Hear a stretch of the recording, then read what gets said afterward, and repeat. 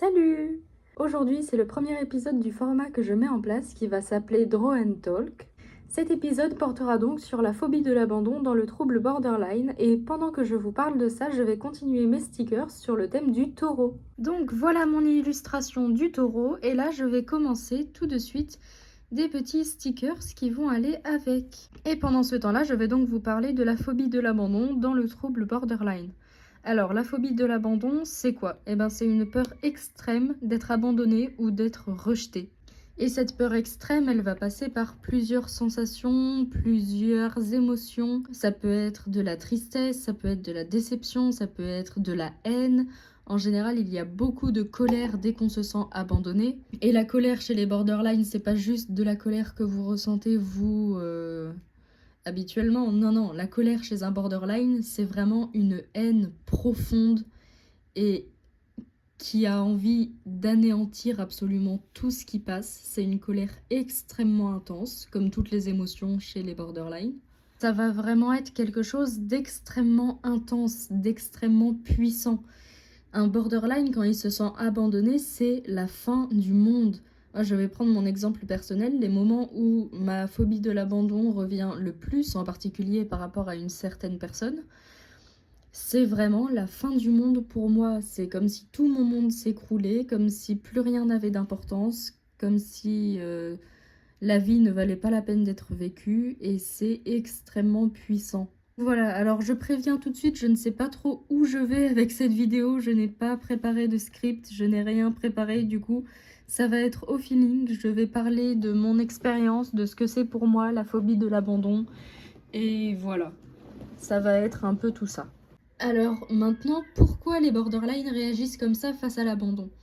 Eh bien souvent c'est parce que dans l'enfance, il y a eu des abandons, du rejet, souvent répétés, et ça nous a marqué, voire traumatisé.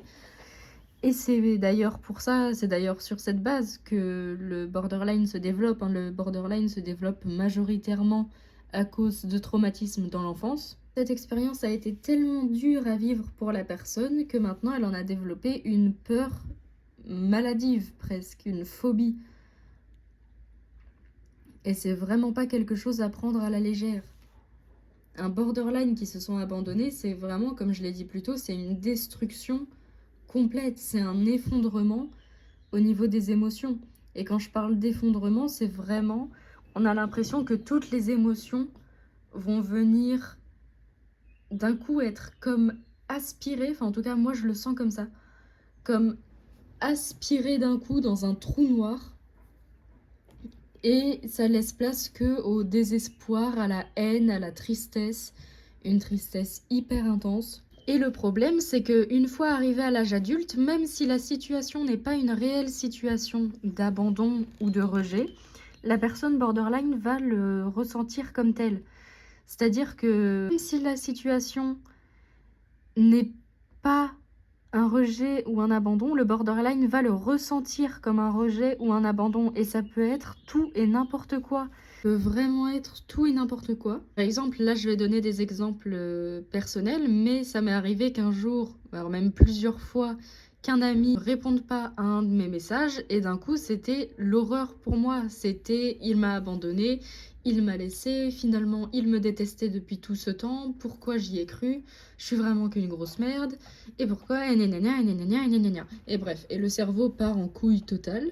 Le problème, c'est que ça peut amener le borderline à faire de grosses bêtises, par exemple des tentatives de petits suisses, de la scarification, des prises de substances pour essayer de gérer l'émotion au mieux, parce que l'émotion est tellement forte à ce moment-là, elle est tellement puissante qu'elle est ingérable pour le cerveau du borderline. Le borderline n'arrive pas, sauf à force de thérapie et de travail, à gérer correctement ses émotions. Et pour les gérer au mieux, enfin du moins pour essayer de les gérer, il va recourir à des moyens alternatifs de ceux que j'ai cités plus tôt pour essayer d'atténuer la douleur que c'est de ressentir des émotions. Parce que oui, ressentir une émotion chez le borderline, c'est pas juste « oh, je suis triste »,« oh, je suis en colère » ou « oh, je suis joyeux ». Ressentir une émotion, particulièrement une émotion négative, c'est douloureux physiquement. À nouveau, je vais encore prendre un exemple personnel. Mais moi, quand je ressens de la tristesse, je sens vraiment mon cœur se briser en 1000 morceaux et j'ai une douleur au cœur qui est infâme. J'ai limite l'impression des fois que je fais un arrêt cardiaque tellement c'est douloureux. C'est vraiment hardcore. Et ça, à nouveau, c'est parce que le cerveau n'arrive pas à gérer les émotions du borderline et va aussi les faire se manifester physiquement. Par rapport à la peur de l'abandon aussi, il y a un psychiatre qui m'avait expliqué une chose très intéressante, c'est que souvent les borderlines vont avoir tendance à s'attacher énormément à des animaux ou à des objets, par exemple à des peluches ou des choses comme ça, parce que pour eux, s'attacher à un animal ou à un objet fait moins mal que de s'attacher à un humain. On a déjà été tellement déçus par les humains et traumatisés par les humains qu'on préfère ne plus s'attacher à eux et qu'on va se rabattre sur des animaux ou des peluches ou d'autres choses. Parce que c'était trop douloureux de s'attacher à des humains. Alors évidemment, à force de thérapie et de travail, tout ça se régule, hein, ça parvient à aller mieux. Mais c'est un long travail qui est fastidieux, qui est vraiment difficile à faire. Et c'est une épreuve pour réussir à s'en sortir, mais c'est possible. Là, c'est un petit message d'espoir à tous les borderline qui me regardent et qui se disent « Non, mais j'y arriverai jamais, c'est pas possible, je m'en sortirai jamais ». On peut s'en sortir. Même moi, je le dis aussi pour moi, hein, parce que c'est extrêmement difficile à gérer pour moi. Mais je sais qu'on peut s'en sortir, c'est possible. Et il faut y croire. La phobie de l'abandon, elle peut aussi faire passer d'une émotion à une autre extrêmement rapidement. Par exemple, nous faire aller très mal d'un coup, voire nous faire détester une personne d'un coup. Si on adore une personne, prenons l'exemple du concept de personne favorite dans le borderline. Donc c'est une personne que la personne borderline va estimer plus que tout au monde. Ça va vraiment être sa personne favorite, qu'elle va aimer presque plus que tout, qui est hyper importante pour elle et qui est un pilier pour l'ordre mental de la personne borderline. Et ben si cette personne ne répond pas, si cette personne fait un petit truc, par exemple, ça peut être de dire désolé, je peux pas sortir avec toi parce que j'ai déjà prévu une autre sortie. Là, le borderline peut passer de l'adoration de la personne à la détestation vraiment très rapidement. Et la personne borderline peut se mettre à haïr la personne, voire à couper les ponts, juste parce qu'elle lui a dit « Non, désolé, je ne peux pas, j'ai autre chose de prévu ». Alors qu'en soi, c'est pas quelque chose de grave. Objectivement, c'est pas si grave que ça. C'est juste une personne qui a une vie, qui a d'autres amis, qui a d'autres personnes, et qui, du coup, ne peut pas prendre tout le temps du monde pour la personne borderline. Mais c'est tellement vécu comme un abandon que la personne va souvent préférer abandonner l'autre avant d'être abandonnée, parce que c'est moins douloureux pour elle de laisser tomber l'autre personne plutôt que d'être laissée tomber. Ou ça peut aussi partir sur des phrases du genre « si tu m'abandonnes, je me petit suisse » ou « si tu m'abandonnes, je vais te le faire regretter » ou des phrases ainsi. Vraiment, la colère est si forte et si puissante que ça peut amener à des phrases du genre que la personne borderline ne pense pas réellement, puisqu'elle est dans un état émotionnel et dans une détresse émotionnelle, surtout sur le moment, qui est tellement intense que ça lui fait dire des choses qu'elle ne pense pas réellement. Et une fois que la crise est retombée régulièrement, on va se dire « Non mais pourquoi j'ai dit ça? Mais je suis complètement folle ou fou. Mais pourquoi? Qu'est-ce que j'ai fait? J'aurais jamais dû faire ça. » Des phrases comme ça. Et oui, mon crayon est très très lent, je sais pas pourquoi, quand j'utilise ce pinceau-là et que je le mets en grand parce que j'ai besoin de l'utiliser en très grand, et c'est hyper lent. Voilà, du coup c'est un enfer de dessiner avec, mais j'aime trop la texture que ça donne, du coup je vais continuer de l'utiliser. Alors maintenant je vais partir sur des exemples un peu plus personnels de situations qui me sont arrivées et dans lesquelles j'ai réagi par rapport à ma phobie de l'abandon, pour vous illustrer un peu plus tout ce que cela veut dire, parce que je sais que expliquer comme ça, même si je fais de mon mieux pour l'expliquer clairement, ça peut être un peu flou. Du coup, je vais vous donner des exemples personnels.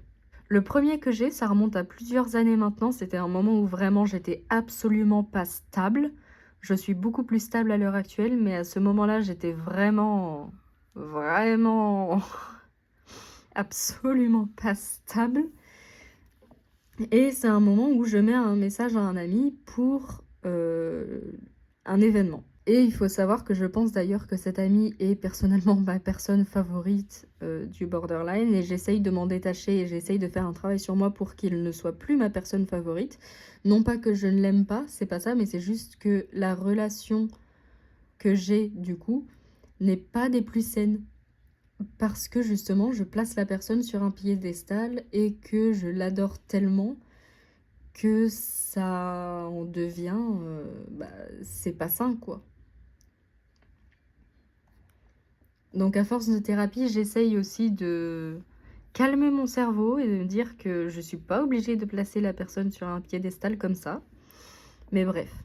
Pour en revenir à l'anecdote, du coup, c'était un moment où je lui mets un message pour un certain événement et il ne me répond pas pendant plusieurs heures. Donc je finis par l'appeler. Je l'appelle, il ne répond pas. L'événement finit par passer. Il ne m'a toujours pas répondu. Là, je commence à sérieusement paniquer, à ne pas savoir quoi faire. Et là, du coup, je commence à le harceler de messages. Vraiment, je lui en envoie une tonne, jusqu'à ce qu'il réponde, sauf qu'il ne répond pas. Il ne répond toujours pas. Et une fois rentrée chez moi après l'événement, je m'effondre dans mon lit et là, je pleure, mais des torrents de larmes.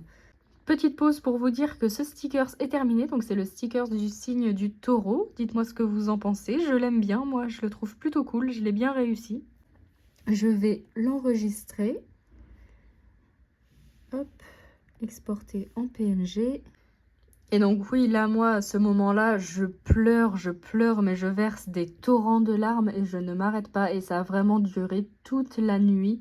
Je crois que j'ai dû m'endormir à 3 heures du matin, un truc comme ça. Et encore, j'ai fini par m'endormir uniquement parce que j'étais tellement épuisée de pleurer que je me suis effondrée, en fait. Je me suis endormie d'épuisement. Le lendemain matin, la première chose que je fais, c'est évidemment regarder mon téléphone pour voir s'il m'avait répondu. Toujours pas de réponse. Et à ce moment-là, les larmes reprennent. Je me dis, il est mort. Au début, je me dis, il me déteste. Il ne veut pas me voir. Il me déteste. Il veut pas me voir. Il m'a menti tout ce temps. Il restait avec moi par pitié, etc., etc. Et plus le temps passait, plus je commençais à me dire, mais non, mais en fait, il lui est arrivé quelque chose. Il est mort. C'est fini. Je le reverrai plus jamais parce qu'il lui est arrivé quelque chose. Donc là, je vais commencer la deuxième sticker, ce qui est le sticker du coup de la planète associée au taureau et qui est Vénus. Pour en revenir à l'histoire, du coup, je suis toujours en pleurs, je suis toujours désespérée. À ce moment-là, je suis incapable de faire quoi que ce soit, je suis incapable de me raisonner.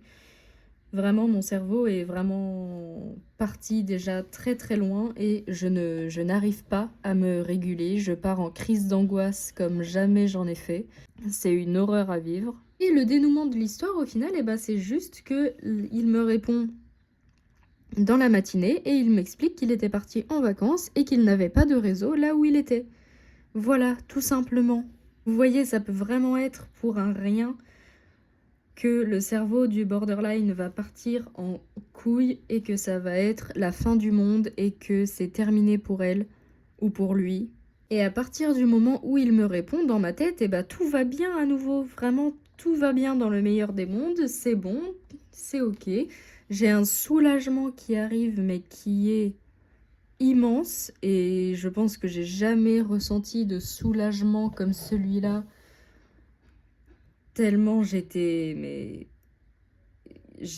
partie tellement loin que le soulagement était d'un bonheur à ressentir, mais je pense que je suis passée d'ailleurs en phase haute après ça. Et ce genre d'histoire où finalement la personne me répond quelques heures plus tard et m'explique la raison pour laquelle elle n'avait pas pu répondre, c'est quelque chose qui m'arrive très très souvent et qui est infâme pour moi à vivre à chaque fois, mais je commence à m'y habituer et aussi le travail en thérapie commence à faire ses preuves et du coup je commence tout doucement à rationaliser un peu plus et à me dire ok, s'il ne me répond pas c'est pour telle raison ou telle raison Et c'est pas parce qu'il me déteste et c'est pas parce que machin et mon cerveau se fait un peu moins de films ou du moins un peu moins facilement. Et au final, tout est bien qui finit bien dans mon cerveau, quoi. Mais ça peut vraiment prendre de longues heures avant que mon cerveau ne parvienne à se réguler et que mes émotions redescendent petit à petit. C'est très long. Et c'est à chaque fois c'est à chaque fois des moments de cauchemar, le temps que mon cerveau et mes émotions parviennent à se réguler d'elles-mêmes. Alors, en récapitulatif de cette petite vidéo, la phobie de l'abandon est donc quelque chose de très intense chez le borderline. Ça vient en général, et le plus souvent même, de traumatismes d'abandon dans l'enfance, d'abandon ou de rejet. Le borderline à l'âge adulte ne sait plus réguler ses émotions et du coup en vient à des solutions radicales comme l'abus de substances ou les tentatives de petits suisses, les scarifications, etc., etc. C'est parce que le cerveau n'arrive pas à réguler correctement les émotions que la personne borderline réagit comme ceci. Et c'est vraiment pas quelque chose à prendre à la légère ou à prendre comme un caprice, c'est juste que notre cerveau a été mal formé et ne peut pas gérer ses émotions comme un être humain et un adulte normalement constitué. J'ai sûrement manqué plein de détails ou plein de petites choses. Là, j'ai vraiment surtout parlé par rapport à mon prisme, à mon vécu et à ce que moi je ressens, mais il y a plein d'autres personnes qui font des super vidéos là sur le trouble borderline sur YouTube. Je vous recommande particulièrement la Carologie qui a fait des super vidéos. Elle a toute une série de vidéos sur les symptômes du borderline et c'est très très intéressant à voir. Donc allez voir si vous voulez un peu plus de détails à ce sujet. En attendant, j'espère que ma vidéo vous aura plu, que vous aurez appris certaines petites choses. Et moi je vous dis à jeudi pour un nouveau vlog. Salut!